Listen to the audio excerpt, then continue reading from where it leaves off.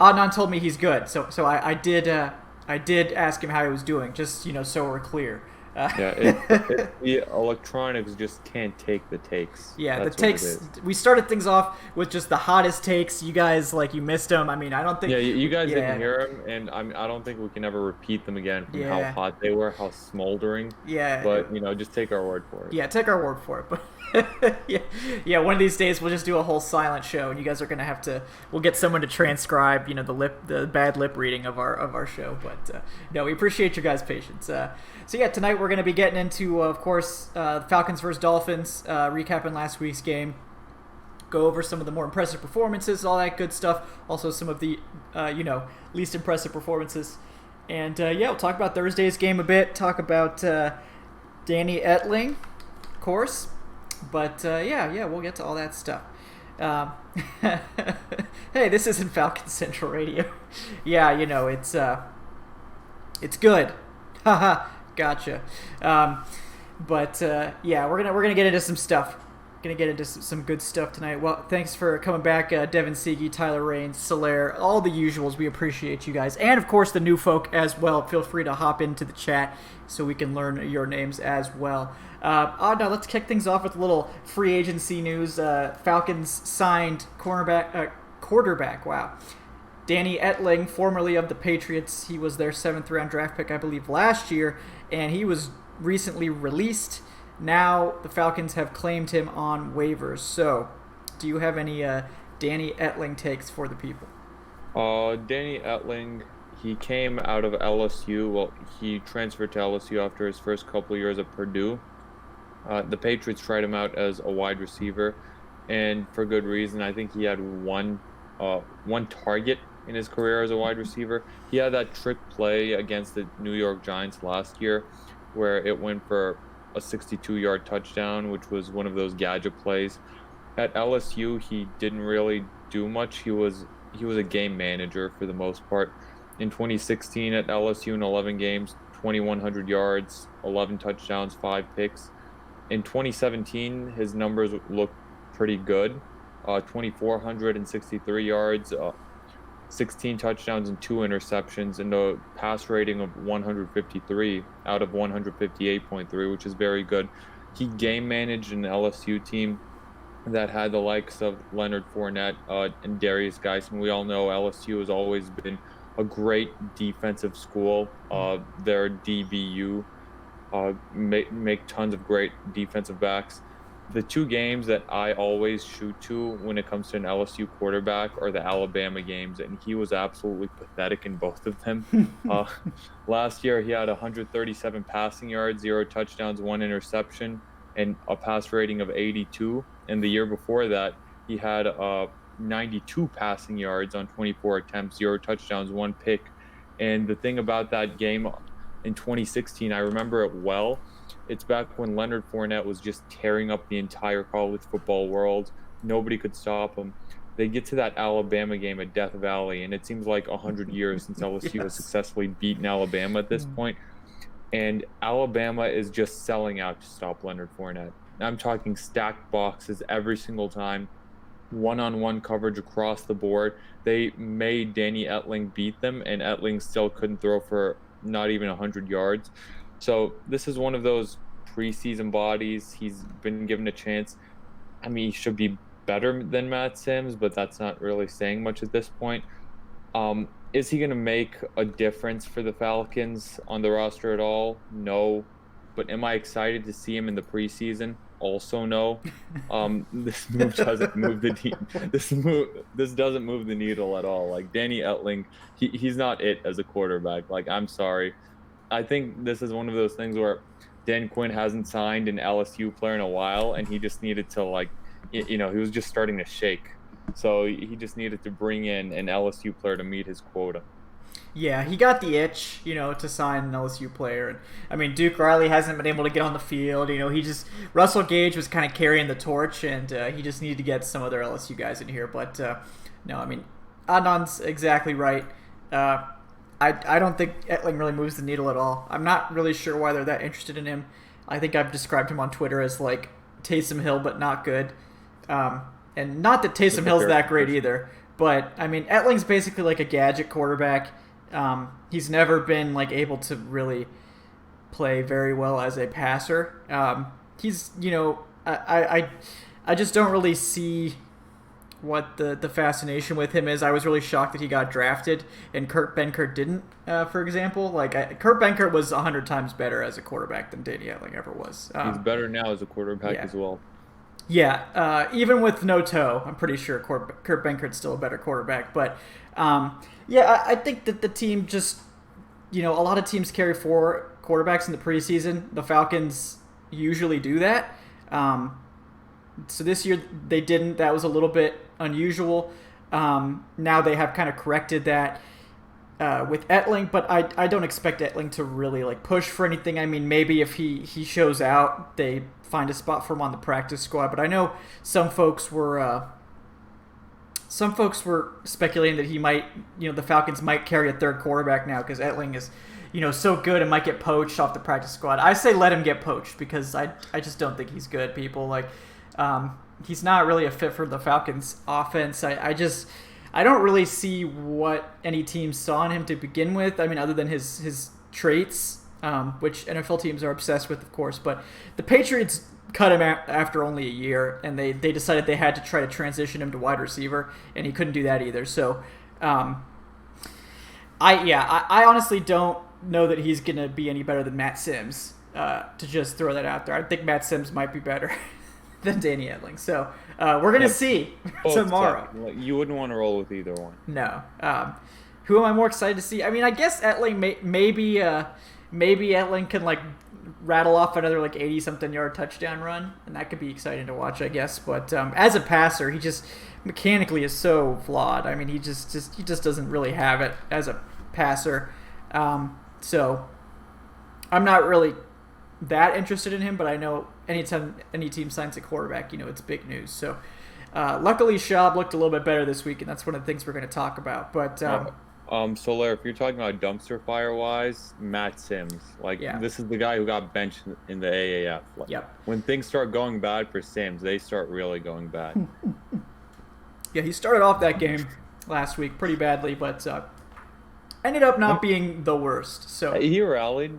He was better than Sims than Schaub in the Hall of Fame game. That's for sure. Yeah, I mean, I was better than Schaub in the Hall of Fame game, and I sat here and did nothing. Yeah, from my couch, armchair quarterbacking. But his name's not even Matt, so we know he has no chance of making this roster. I mean, come on. Yeah, the only people that make this roster at quarterback are named Matt or Dominique Davis.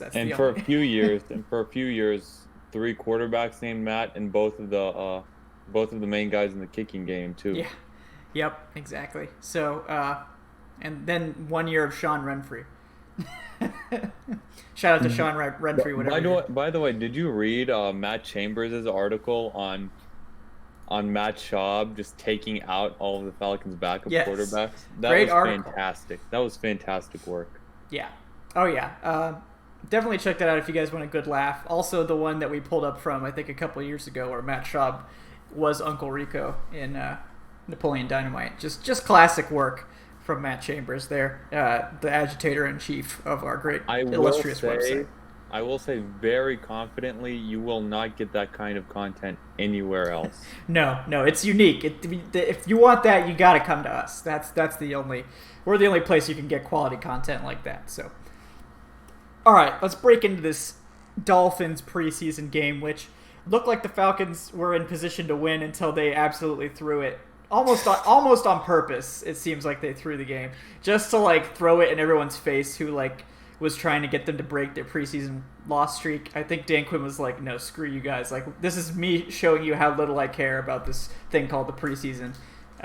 With that, going for it on 4th and 15 from the 10-yard line. Which, of course, the Dolphins promptly scored on a minute later, and that was how they won the game. So let's kick things off with the offense.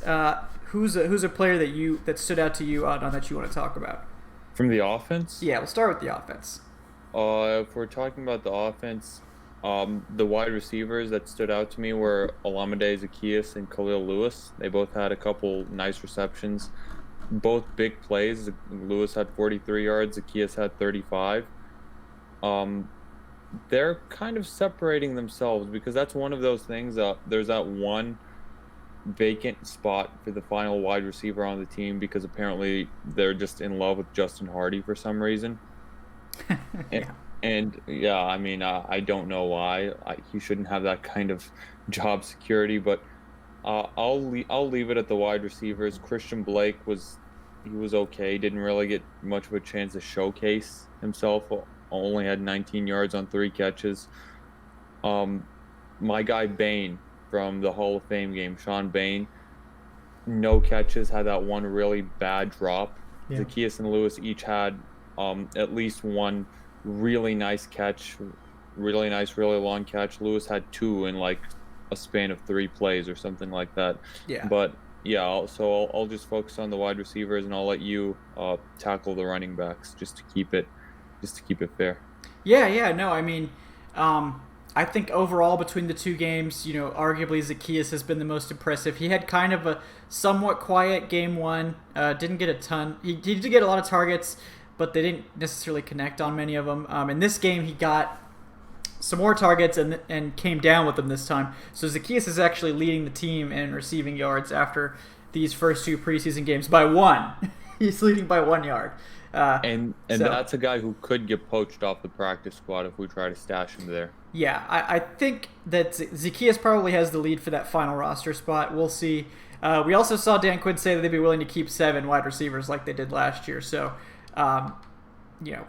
it is what it is. I don't know if I agree with that. I think if you're in that spot, maybe just cut, Justin Hardy. But whatever, right? No. Justin Hardy has better job security than Julio Jones on this team. Yes, apparently he does. But yeah, Khalil Lewis is another guy I think is emerging.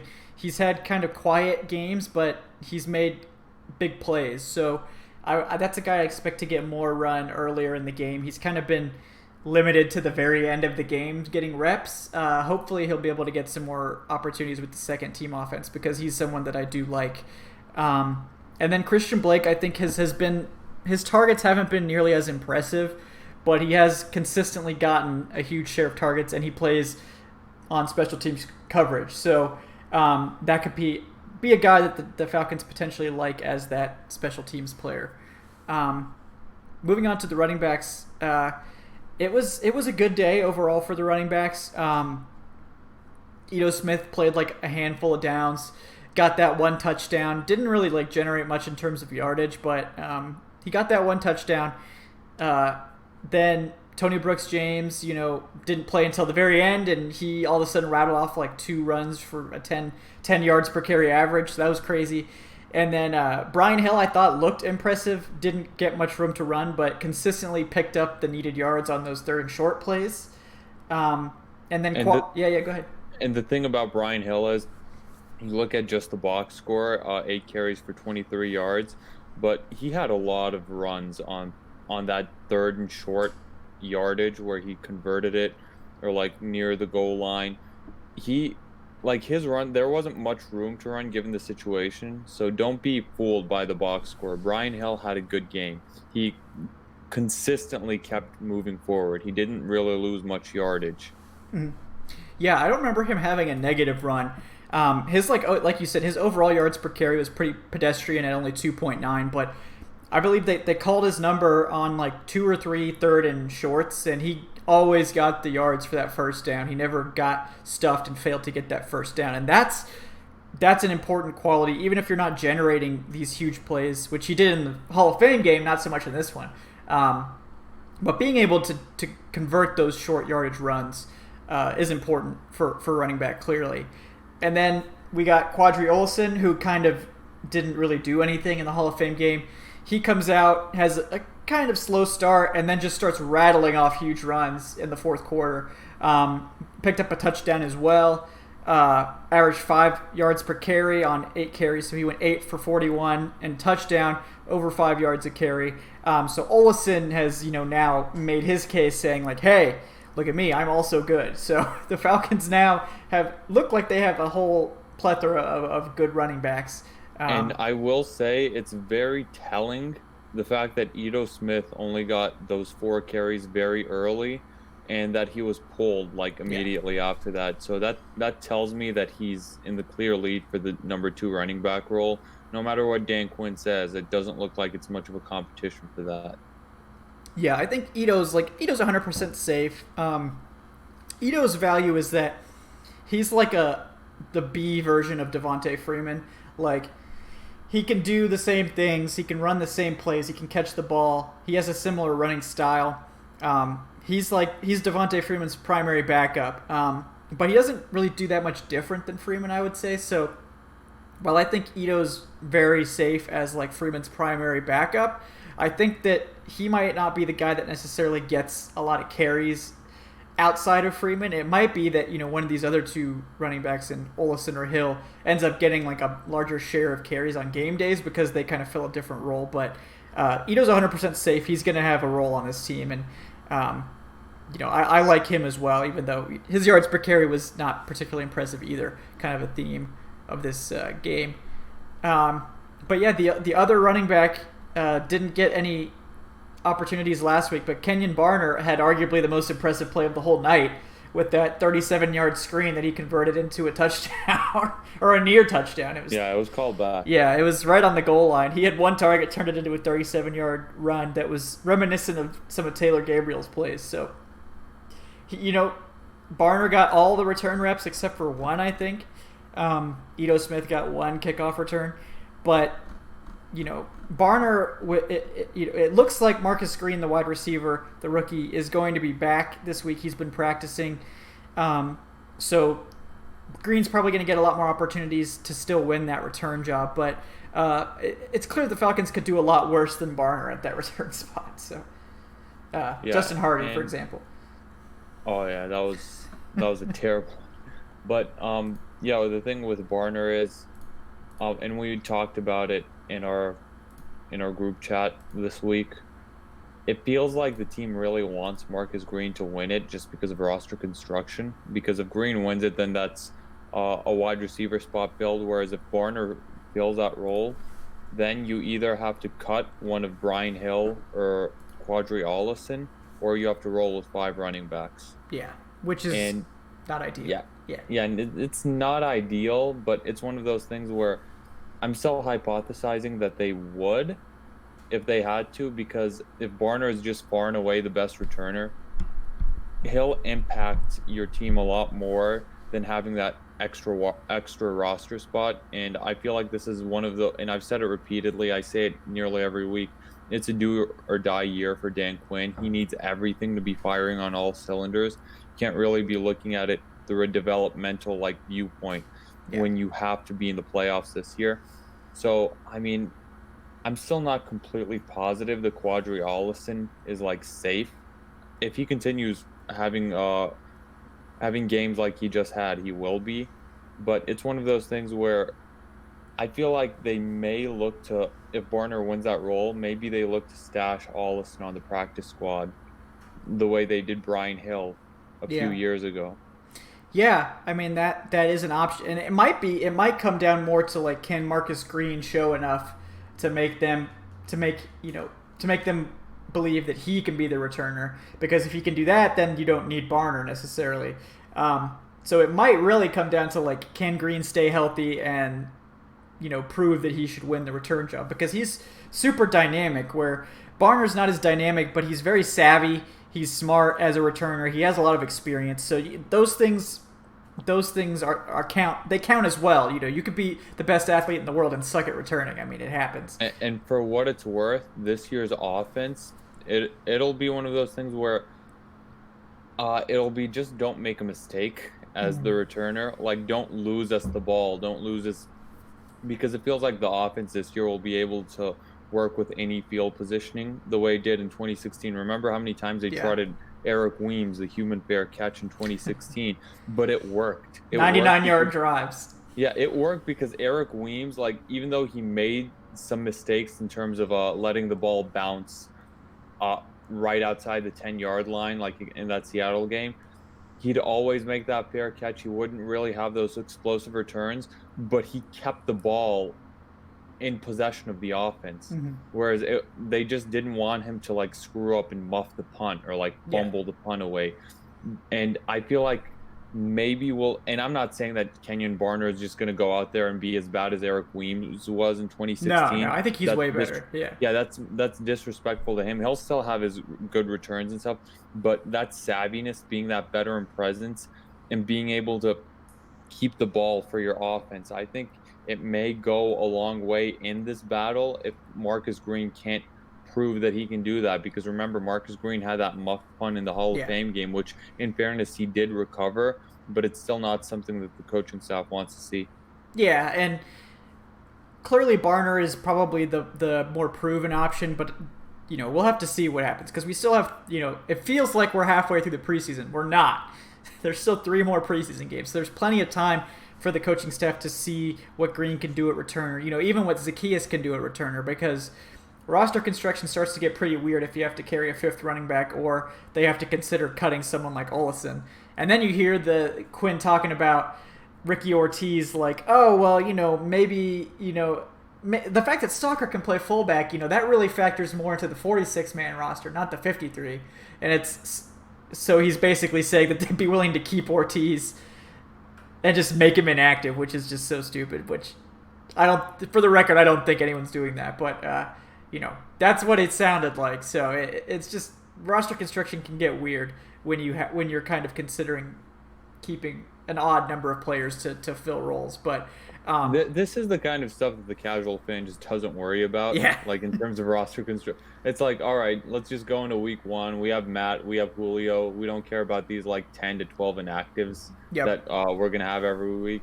But we're here having shows that you guys watching. You guys watch throughout the entire dead period.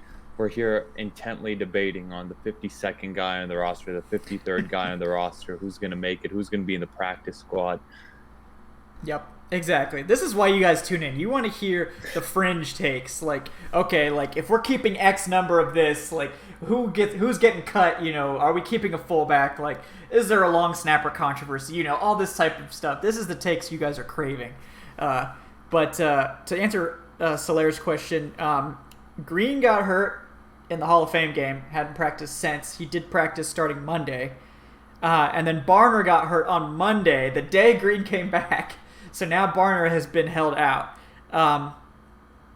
So they've kind of flip-flopped. So this, in effect, gives Green probably a better opportunity to get these return reps and show what he can do. But, we only saw him get, I think, 2 reps as a returner. And he did muff one of them, of course, but it's just too little to draw a conclusion from. Like he didn't have a problem with fumbles in college, and the upgrading competition from like Division II, wherever he came from, I forget which school it was. It was a small school.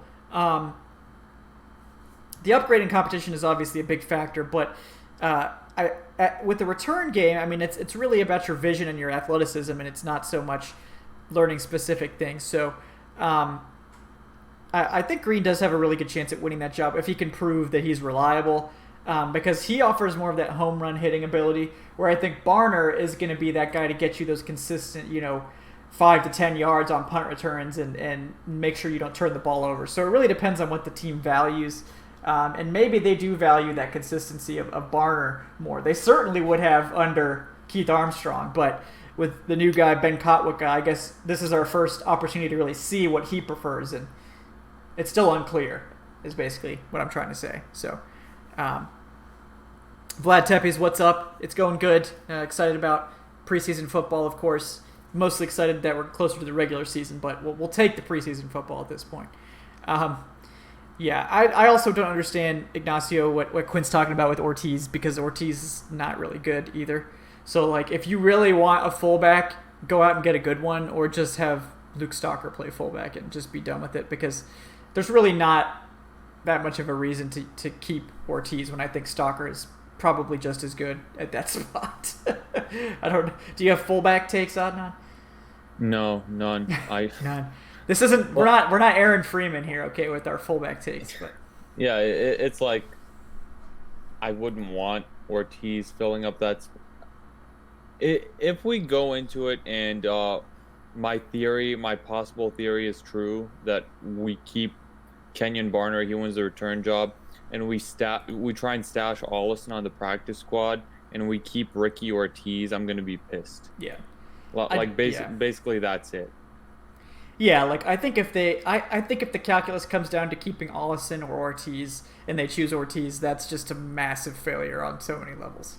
Like you're willing to move on from a 5th round pick to keep a player who's going to fill it, if we're being honest, a very small role on this team. Like they didn't use a fullback that often in 2018. And if you wanted to make fullback a central part of your offense like it was under Shanahan, you should have just shelled out the extra $1 million a year it would have cost to pay Patrick DeMarco, because getting by with like a mediocre fullback is just not worth our time. It's just not. I also don't think that we'd be in danger of losing Ricky Ortiz to someone else.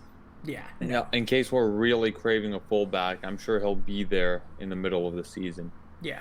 I know some people have asked about Eric. Eric has like a work commitment, so he's going to be gone for several months as far as I know. But he will be coming back at some point. He's not like abandoning the show or anything, but yeah, just not able to actually record the shows with what he's doing. But he'll be back. Don't worry. Yeah, I mean, Ignacio, if the Bills cut DeMarco, hell yeah, like bring him back. Like I think DeMarco's worth a roster spot because he's shown that he can catch the ball and he's one of the NFL's best fullbacks. So like if you're gonna keep a fullback who's one of the best at his position, I think you can make room for him on the roster. But if you're keeping a mediocre fullback like Ortiz, no offense, I'm sure he's very nice. You know, Ortiz seems like a nice guy. Whatever. I don't believe in keeping a mediocre player to fill a very niche role on your offense when you have someone like Luke Stalker who can do the same thing and not take up an extra roster spot.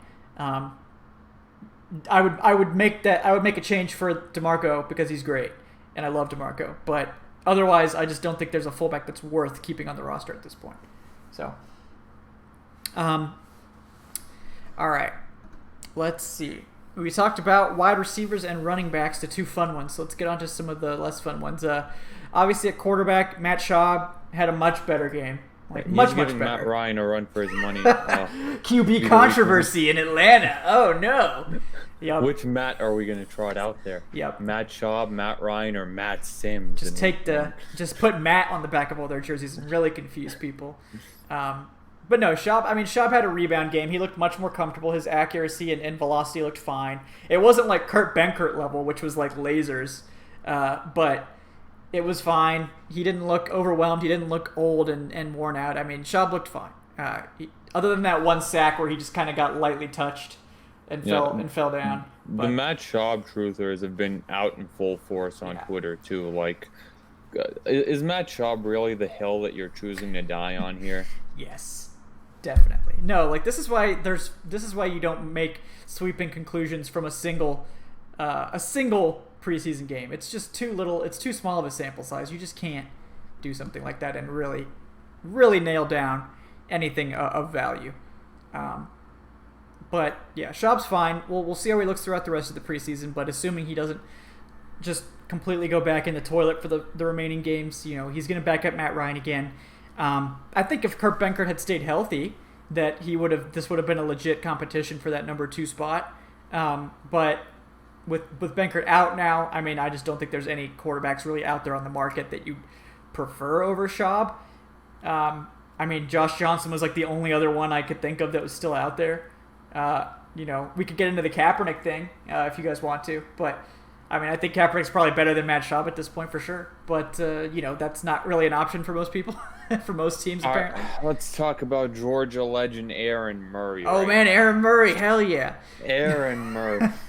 He took Matt Sims' job in the AAF. He did. And he can take Matt Sims' number 3 role in the NFL. He can get him again. To be fair, and I recognize, Solaire, that Matt Schaub was really, really, really, really bad in that game, but... again, one game, and it was, to be fair, a very early game. So yeah, I'm just not willing to draw sweeping conclusions from that. But you guys do you. I mean, it's your business what you do on Twitter and who you tweet at. Just don't tweet me your Matt Schaub takes. Yeah, it's the only reason we're even talking about backup quarterback competitions and stuff is because it's the only thing we have to talk about.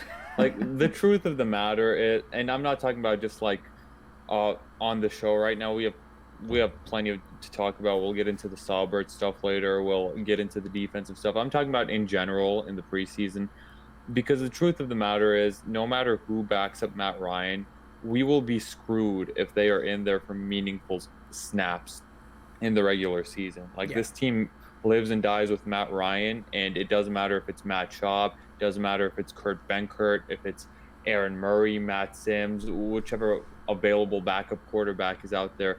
This team will very likely not win, despite how much talent it has at wide receiver, despite how good the offensive line would be, because quarterbacks don't grow on trees. There's not even enough to have one good quarterback on every single NFL team, let alone a good backup quarterback on any of them.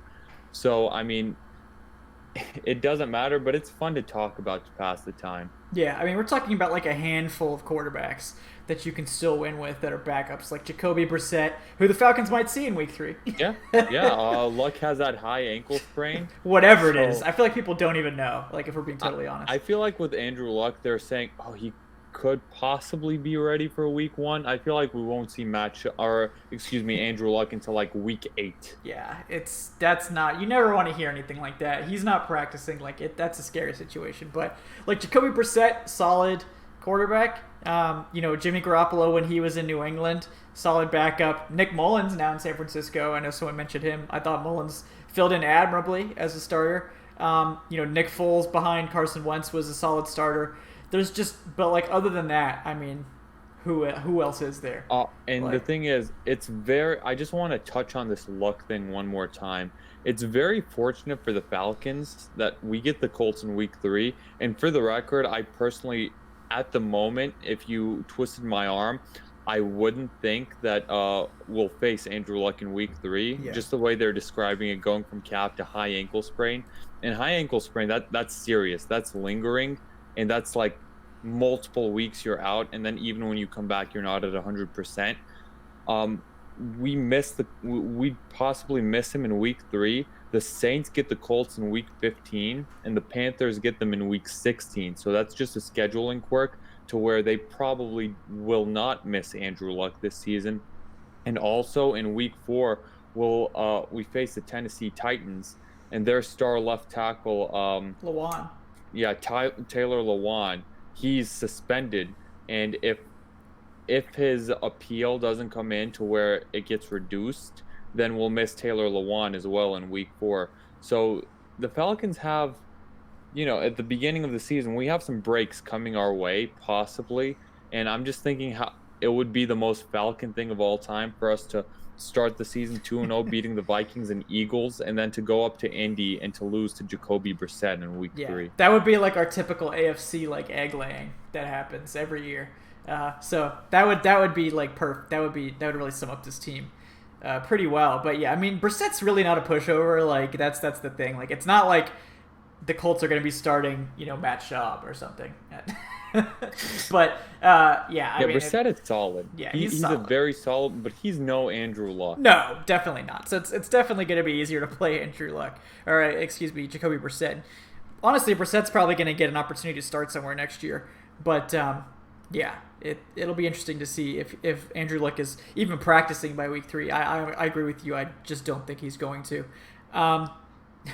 Jimmy G apparently threw 5 ints in practice today, but it's practice. Like, I mean, they're not going to bench Garoppolo for Mullins. They're paying him way too much money, and Kyle Shanahan has tied himself to Jimmy Garoppolo at this point. Yeah, for better or worse, they're going to roll with Garoppolo. We will see how that goes. Remember Kyle Shanahan intercepted Matt Ryan in practice, and then everyone just went crazy. The controversy. I tried to forget that, but people got to get those training camp takes off. They're fast. Quick. You can tell that we're desperate for football. Oh yeah, anything. Just a crumb, please. Just a crumb, anything. Yeah, we already talked about Matt Sims a little bit. I mean, he was fine. He was pretty bad to start, and then he kind of rallied a little bit. So we'll see how that goes throughout preseason. But he's a camp arm. If it was still Benkert, I think this would be much more of a competition to watch. It'd be a lot more fun. But since it's Sims, we know what he is. I'm not even sure he still has practice squad eligibility. It's kind of hard to determine. But I doubt he makes the roster. Yeah, he's not going to. Like, they're going to keep 2 quarterbacks again, and they're just going to pray that they don't need to call any of these other quarterbacks. Tight end this is a good opportunity to talk about Saubert, who once again, he did catch one pass for 7 yards on 3 targets. So he didn't catch either of his other 2 targets. And the Falcons apparently decided they had enough of Eric Saubert, which I think was surprising. It was definitely surprising to me. But what are your thoughts on the trade of Eric Saubert for a conditional 7th round pick? Oh, I was surprised too. I thought that Eric Saubert was going to go into the season having a safe roster spot. But remember, and I pointed it out in the game, it was the 4th quarter. It was really obscure because it was 3rd and long, and had he even made this catch, it wouldn't have gone for a first down. Right. Remember that big drop he had, or not big drop, but it was just an oblivious drop where it hit him in both hands, it hit him in the chest, and he just straight dropped it. And I said that you can't be making those types of drops if you want to be, on this roster as one of the solid tight ends, one of the solid tight ends at the position. And I guess, like you said, they just didn't see enough out of him over these past few years. He definitely has the tools. He came out with the tool. He was compared to Gronk. I facetiously compared him to Gronk many times on the show. And I guess the Patriots are hoping that somewhat comes to fruition. His measurables, one of his closest comps was Gronk. So yeah, the Patriots need tight ends. He's in there for the competition. It's very low risk for him. But for me, it's one of those things where it's just, I was surprised by it. Yeah. It must be something that we aren't really seeing.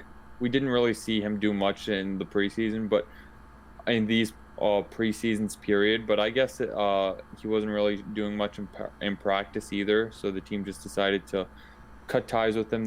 This tells me that they were going to cut him either way. The fact that they gave him for such low compensation.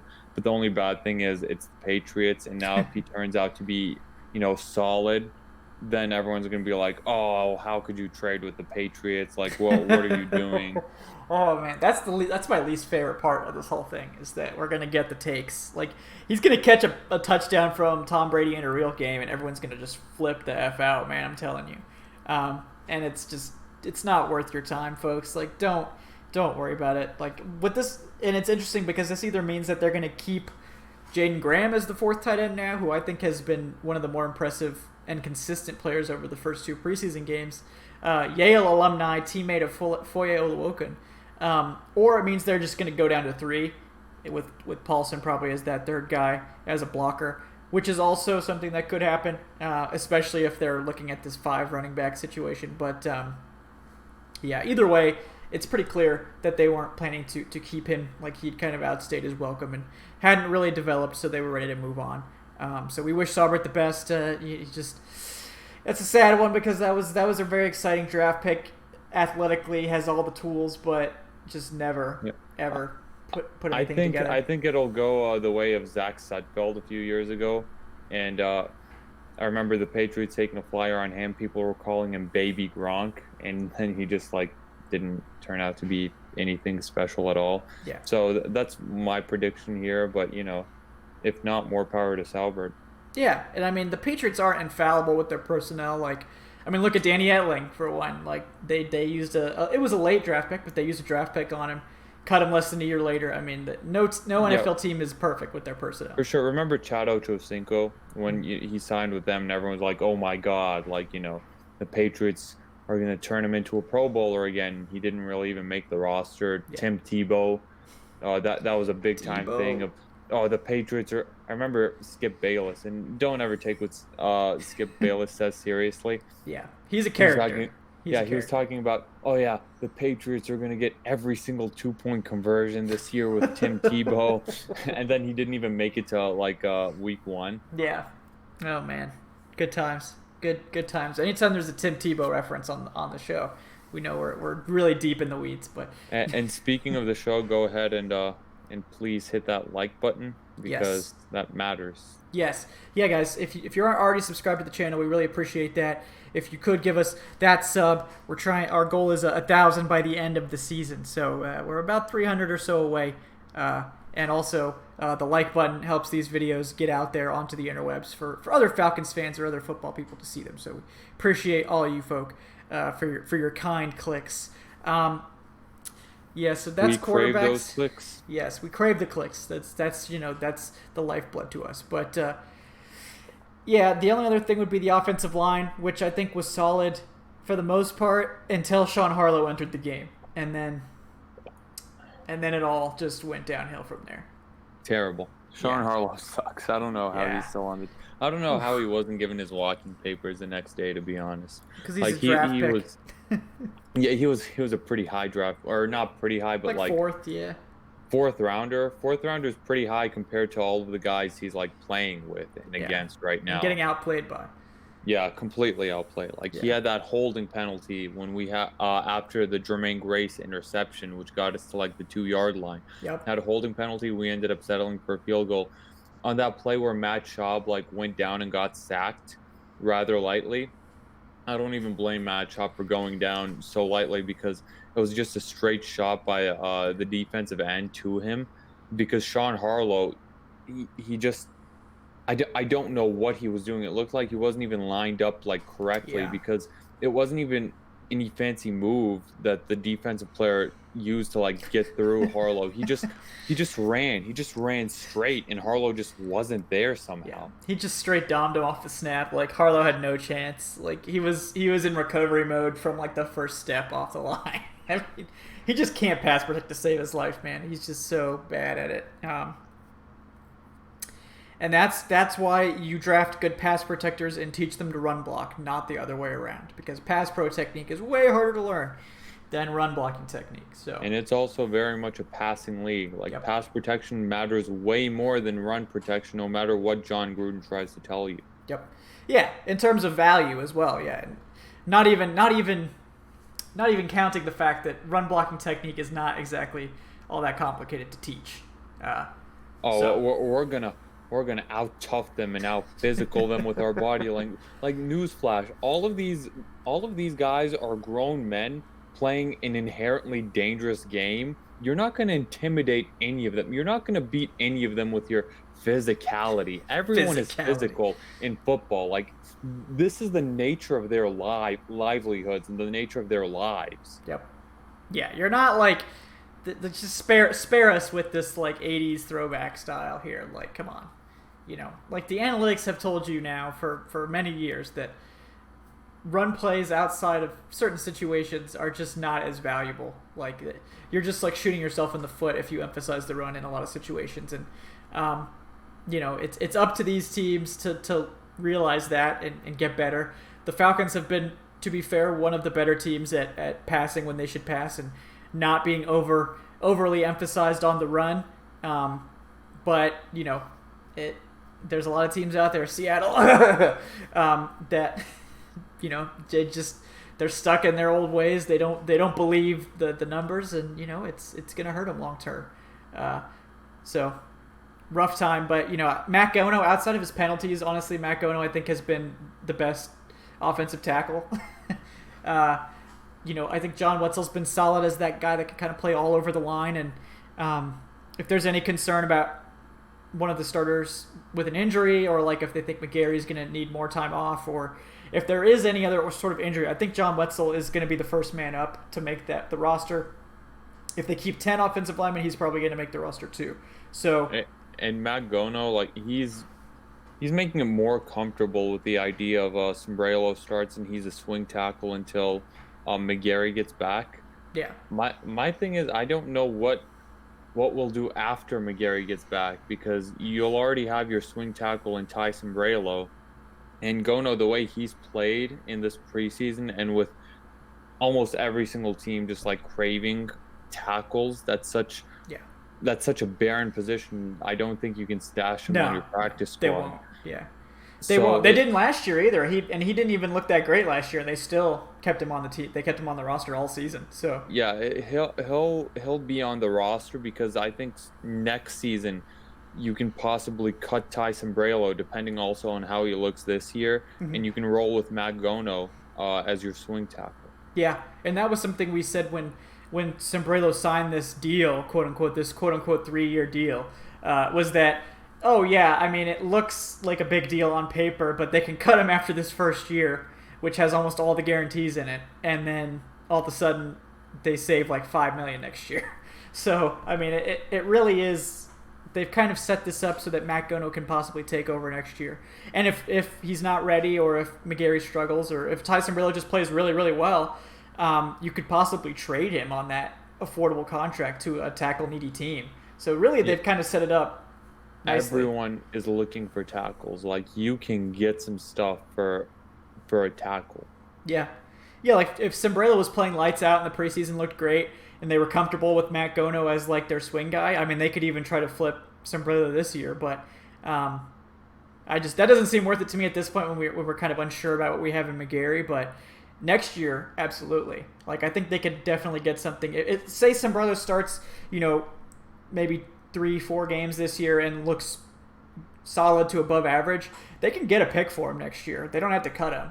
So it'll be interesting to see what happens there with Sombrero. But the way they have that contract set up is that they can afford to either cut or trade him next year with very little penalty overall. So, but we would be remiss if we don't talk about the defense at all. So we should talk about the defense. But yeah, it wouldn't be fair at all, especially in this fantasy football centric world. Like, everyone's talking about, oh, the defensive players aren't getting their due, and they're completely right. Like, you come into the league as a defensive rookie, and you're just a name in this defense. You come in as an offensive rookie, then everyone's looking at your stats. They're talking about you as potentially like a fantasy football sleeper, this, that. Like, fantasy football has really ruined it for the defensive player. Whereas unless you play IDP, man. Play that IDP. Yeah, no, IDP sucks. IDP is terrible.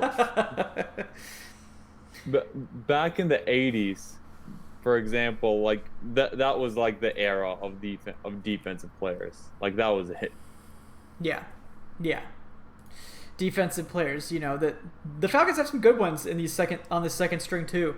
I'll say one guy. We'll start with the defensive line and work our way back. But I think arguably the most impressive player on defense in against the Dolphins was Austin Larkin, the defensive end. 5 solo tackles, a sack, and a tackle for loss. So Larkin, I think, has been one of the most consistent and honestly good defensive linemen over these first 2 preseason games. Like we said last week, kind of a total unknown. Didn't really know who he was. And just he's kind of burst on the scene. He looks legitimately good. So, that's a guy we should monitor as someone who could potentially make the roster by the time it's all said and done. Yeah, and he had that sack really early in the game too. Mm-hmm. It wasn't like one of those sacks against the fourth stringers. Yeah, no, that was super early. It was against some of the starters. It was on the first drive. It was against the starters. Yeah, so he's a guy that I think if he continues to look like this, they're going to be like, we can't put you on the practice squad. We have to keep you. And they legitimately could. I mean, Quinn's kept 10 defensive linemen before. They have the flexibility to keep him, so it could happen. Anybody else on the defensive line stand out to you in that game? Jermaine Grace. He had that interception. Jermaine Grace, he had that rough start to the Hall of Fame game, but then really settled in nicely. He is just like all over the place on the field. He was all over the place this past week too. He had a pick on Rosen, who made just an absolutely terrible throw, a bad read. He just stepped in front of it, almost went for a pick six. But Jermaine Grace, I feel like he has the upper hand on Duke Riley at this point for that linebacker spot, and he's well ahead of him. Another name I want to throw at you is Delshon Phillips. Mm-hmm. He had a tackle for a loss, recovered a fumble. He's done nothing but impress me over these 2 weeks, and he's another guy whom even if he doesn't make the roster, I'd like to potentially try and stash him on the practice squad because he's been impressive. Our linebackers have been very solid in these 2 games. Yeah, they've looked really good. I agree with you on Grace. Like, I've thought Grace was going to be the favorite for that 5th spot, basically since we brought him back for the offseason. And he did have a little bit of an up and down first game. But overall, he's been the best reserve linebacker. he's just kind of light years ahead of all the other guys in coverage in terms of those depth guys. So I think as long as he keeps it up, he's going to get one of those final spots. But yeah, Delshon Phillips honestly was the linebacker I knew the least about coming into training camp, but he's made the biggest name out of all these undrafted guys. And that's surrounded by guys like Uric Bethune and Trey Crawford, who have also made their share of plays. Delshon has been the most consistent of that bunch. He's got tackle for loss in both games now. I do really appreciate his ability. And yeah, someone in the chat mentioned it. Tack McKinley looked really good on the 4 snaps he played. He looked dominant, which is what you like to see. Obviously, nice to see that. I think we all hope that he's primed for a breakout season as well. So with those guys, I mean, we saw some positive things from the front 7 for sure. I really, and Jermaine Grace had a pass defense too. So I mean, he got an interception, he got a pass defense, he didn't get a tackle for loss, so he missed out on the trifecta there. But just a great game from him and Delshon as well. Let's move over to the secondary. Did you like any of the performances in the secondary, or did you just get caught up on the Preston Williams highlight reel? No. Preston Williams was so good. Yeah, man. He looked like he didn't belong on that field, and I say that in the best possible way. Yeah. Like, Preston Williams was out there just he needs to make the Dolphins team. Like, that team does not have the wide receivers to where you can say, oh yeah, we cut Preston Williams. Yeah. I think he abused our guy Miller. Jordan Miller, like, a number of times, but it was just he was so savvy with it too. Yeah. Like, he went out there and he had those little pushes. Yep. Like, the little push-offs, and I'm not even mad at him for it at all, because it was just a veteran move that all of the veterans who have been in the league for 10 plus years, they all know it. They all know what to do, where that the referee won't be able to see it. And so you just, like, give them just a little bit of room. You don't make it blatantly obvious by just, going both hands. No full extensions here. Yeah, no full extension, but, just a little bit. And that was just, like, that was so impressive to me. It wasn't fair to Jordan Miller at all to be matched up with him one-on-one. He was just so physical, just so much bigger.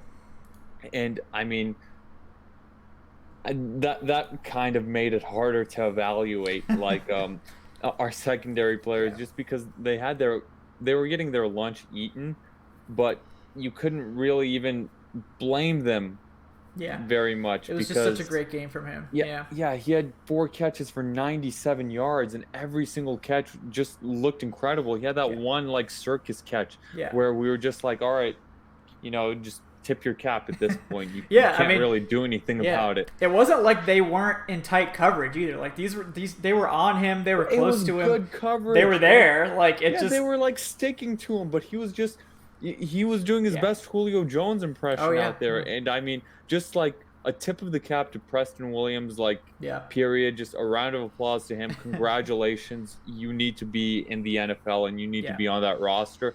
And if the Dolphins are dumb enough to let you go, you need to be on another team's roster, not just the practice squad. Yeah, and it was never a talent issue with Williams. It was very dumb off the field stuff, which led to him not getting drafted. I mean, he had, like, over 1,300 yards and 14 touchdowns last year. So one of the more productive wide receivers in all of college football that didn't get drafted because, again, dumb off-field stuff. So, he's going to get a shot here, and if he can, keep his nose out of trouble, hopefully he can. The Dolphins may have really stumbled onto maybe this is what they thought they were getting in Devontae Parker, right? Preston Williams is going to be like the undrafted Devontae Parker. So, hey, eventually you get one right, Dolphins. Good job. But everybody gets one. Everybody gets one eventually. But yeah, I mean, broken clock is right twice a day. What can I say? But yeah, I mean, I don't really necessarily blame Sheffield or Miller for getting victimized by him. They were in pretty decent coverage there. Like Adnan said, just kind of tip your cap. I wasn't, like, overly concerned by anything I saw from the secondary. But Ryan Neal continues to really struggle. And honestly, I do like Jason Stanley, who is the cornerback convert from wide receiver from Georgia. He's a special teams guy. Dogs. I think he's looked honestly better in coverage than Ryan Neal, who's like a 2-year veteran now. He's a guy that I think has a really good shot at the practice squad because we know Quinn loves his wide receiver converts. CJ Goodwin comes to mind. And I think Stanley has a shot to stick on the practice squad. And then Parker Baldwin has been a pretty solid safety out there on the back end as well. I don't know that he can really challenge Kamal or Neesman for like a roster spot, but again, another guy to keep your eye on for the practice squad. And I'd be remiss if we didn't mention Hamp Cheevers, who went out there in the fourth quarter. Yep. Went out there in the fourth quarter, did everything right, baited. I forget the name of Jake Rudock. Yeah. Into just like throwing it right to him, got both hands on what would have been a pick six in a crucial moment. I think the game was tied. Yeah. And I think we would have won had he completed this process. Yep. Gets both hands on it, nothing but open grass in front of him, and it just doink, right through his hands. This is a guy who led the FBS in interceptions last year. He had 7, but couldn't get that really important one last week. He would have made some roster had he completed that, or some roster or some practice squad just based on name value alone after that play, because I know it's just a preseason, but that would have been just the game sealing play in a preseason. A pick six would have possibly made Sports Center, and instead the very next day he gets cut. Yeah. And I am sure he's still having trouble sleeping after that. Yeah. I think some other team did pick him up because honestly, he's not bad. He's really not bad, but I mean that's just one of those moments where it just sucks for the kid. You never like to see that, but it's rough. It's a rough business, man. It's brutal out there. It's a results-oriented business. Yeah. Yep. You gotta get your hands on those, man. If you want to make a roster, he got his hands on it. Oh, he got his hands on it, but have to complete the process of the catch. Exactly. Desmond Trufant, he doesn't catch interceptions either, but he's really good at everything else a cornerback is supposed to do, so he's fine. When your MO is getting interceptions, and that's what Cheevers' MO is, he's the guy, he's in camps right now because he led that FBS in interceptions. You have to get interceptions. You can't be a ball hawk who drops picks. Yep, you just can't. The Falcons apparently were not willing to give him a second chance, even though he only joined the team 3 days before the preseason game. So apparently they had seen everything they needed to see prior to that point. So,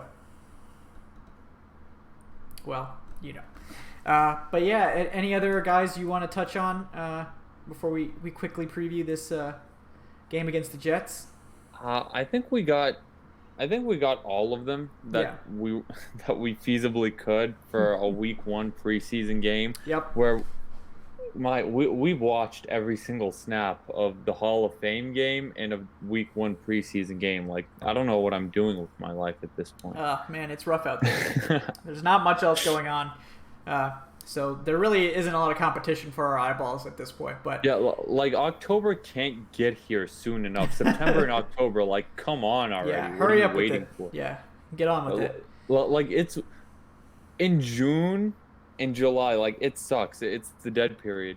But at least you're not it's not you're not tempted at this point where it's just here's August and the NFL is just gonna give you this little tiny taste just to tempt you. It's this temptress of preseason at this point, and then right as you're ready to get engulfed in it, it's just pulled back from you. It doesn't matter at all, and you're over here just waiting for more. Yep, just waiting. It's a rough time for us as football fans, but I guess just a couple quick takes about this Thursday game. Like last week, we're going to be covering this one play-by-play. So come and join us tomorrow night, 7:20 p.m. Eastern. we will be here once again to take you through the whole thing. Maybe we'll see the starters this time, huh?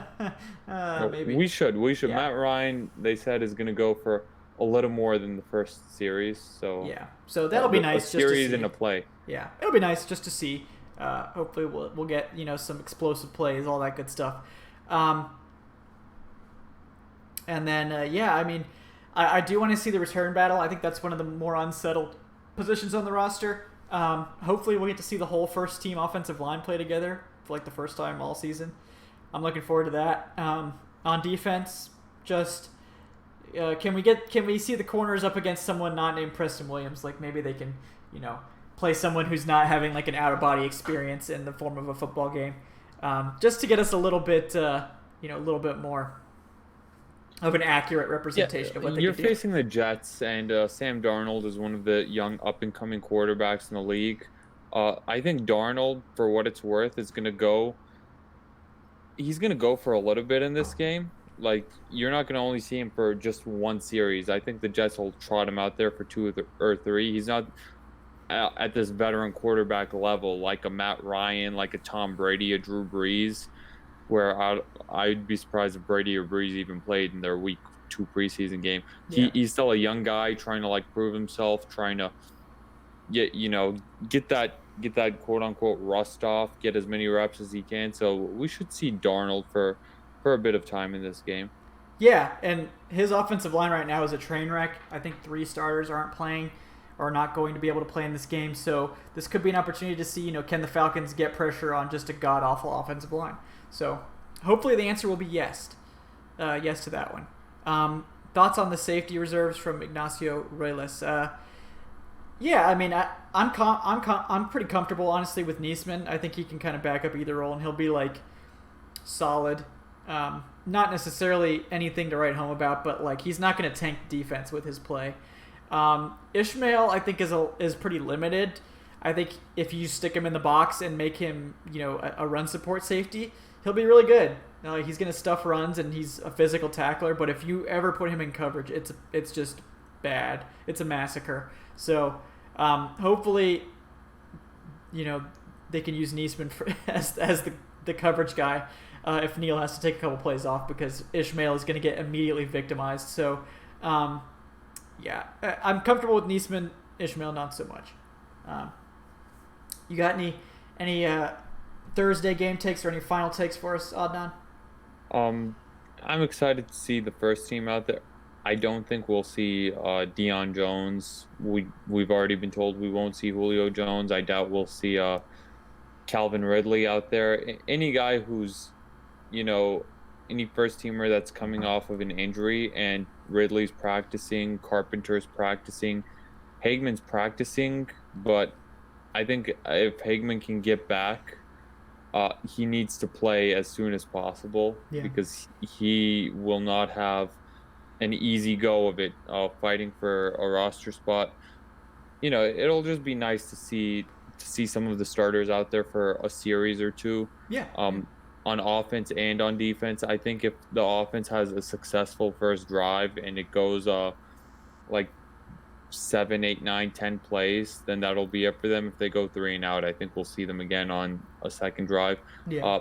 First home game at the preseason, and I mean the Benz is a beautiful stadium, and those tickets are really expensive for the regular season. Like, the Falcons have really shot themselves in the foot by pretty much pricing a lot of the diehards out and like into the 300s, and now they're over here just like asking for fans to just get up and make this like electric atmosphere the way you see at Arrowhead, the way you see at Lambeau Field.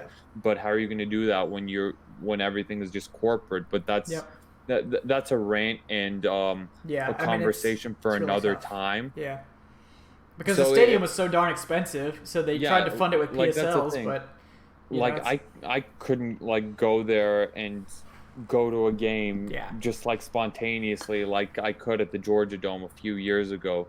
But that's a conversation for another time. And the Benz, it really is just a wonder of the world. It's just the best stadium on the planet, and this is a good chance, if you can't go to those regular season games, to go to the Benz to watch the Falcons for cheap.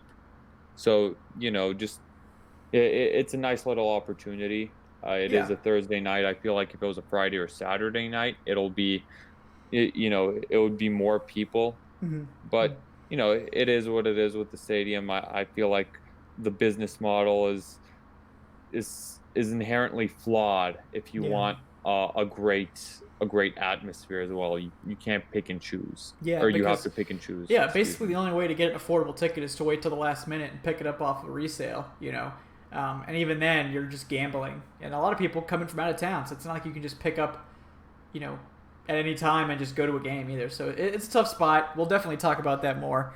Yeah, And yeah, hopefully the price will come down over time. and people wonder why like other fans, opposing fans, are like taking over the stadium. Like you're over here, fans are over here spending a fortune on PSLs, a fortune on season tickets after getting those PSLs. And last year, for example, you're facing the Cowboys in Week 10. You have a chance to recoup some of those profits, and the team is just like, I think it was like 4-4 at this point, or four Yeah. and five. Mm-hmm. Very disappointing season, and I mean, like I don't blame you for making that transaction with a Yeah. Cowboys fan who's willing to pay a little bit more for it. It's just I don't know. I'm just kind of sad Yeah. because the Georgia Dome got rocking a few years ago, Mm-hmm. and it had like people who were just so excited, diehards just all throughout, and now you don't really have that with the Bens, because the real diehards, the real like blue collar fans who are the true fans of the team, they're just getting priced out at this point. Yeah. And, I remember the NFC Championship game. That stadium was rocking, man. 2016. Um, Yeah. I mean, that place was going crazy. And it was, it's going to take a while for the Yeah. Bens to get to that point. I went to the divisional round game against Seattle the week before, and it was Mm. just one of those things where me and my friends were all like, a week before, we were like, hey, let's go to the divisional round game. And Mm. we went on StubHub.